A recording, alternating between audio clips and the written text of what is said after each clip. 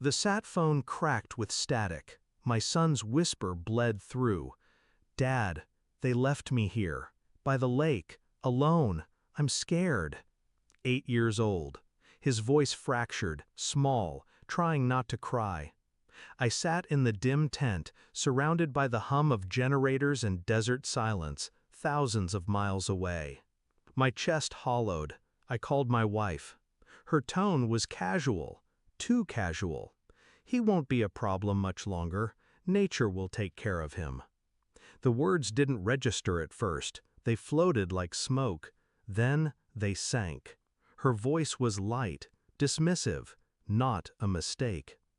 That night I didn't sleep. The next morning a detective called.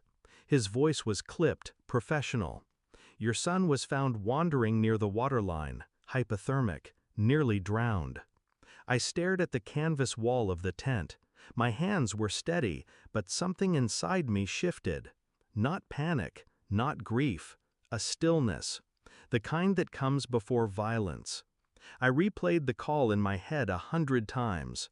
Her words, "He won't be a problem much longer." Problem. That's how she described our son. The boy with my eyes, my stubborn silence. The boy who still thought I hung the moon, even though I only came home in shadows between deployments. She wasn't alone at the lake. She had him with her. The boyfriend. A man I'd never met, but had heard in rumors. Quietly spoken by neighbors, never by her. I had written her letters from bases she'd never see. I told her about the heat, the stench, the ache. She wrote back about groceries, car repairs, bills. Never about the man standing beside her at the lake. Betrayal doesn't announce itself. It seeps. And then it poisons everything. I should have raged, but rage was loud. Loud was useless. Instead, I went quiet, the way I did before a mission. I started with the phone records. Satellite access gave me little, but enough. Numbers repeated at odd hours. I memorized them. When I landed stateside, I moved like a shadow. No accusations, no questions, just watching. Her eyes shifted when she thought I wasn't looking. She smiled differently. Not the smile I remembered, a new one, reserved for someone else. I checked her car's GPS history, the lake, again and again. I hired no one, trusted no one. My training taught me how to see without being seen, how to assemble fragments until they made a picture. And the picture formed. Not only her betrayal, but the way she had groomed my son to accept the boyfriend as normal, as safe. The boy told me once in a hushed confession that the man had tried to teach him how to be strong, left him alone in the woods, said only cowards cried. Every word drove the knife deeper, but I didn't bleed, not yet. The DNA test came back in a plain envelope. I had sent it quietly, hair from a brush, a toothbrush I wrapped in plastic. The results confirmed what I already knew but hadn't allowed myself to say. He wasn't mine, not biologically. 8 years of lies. 8 years of raising another man's son while she smiled at me with lips that belonged elsewhere. But blood didn't matter.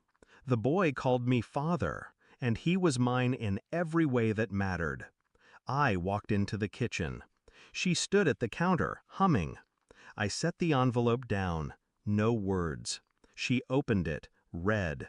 Color drained from her face. Her lips parted, but no sound came.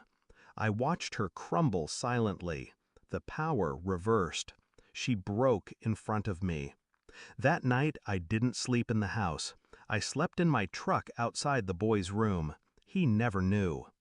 The next morning she found me at the table, coffee steaming, documents spread out.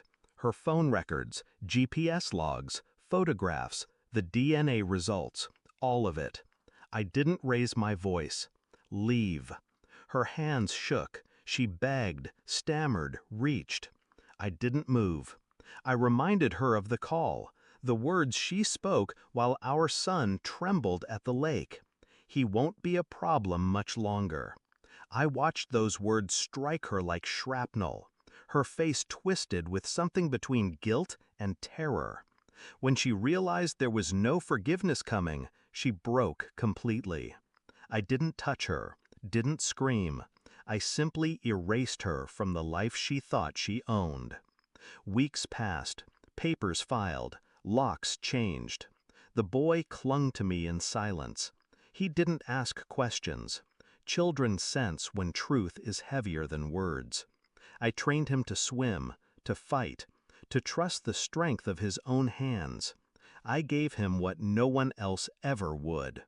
Her absence was a relief that spread slowly, like dawn over black water. Sometimes I hear her words again. He won't be a problem much longer. She was right.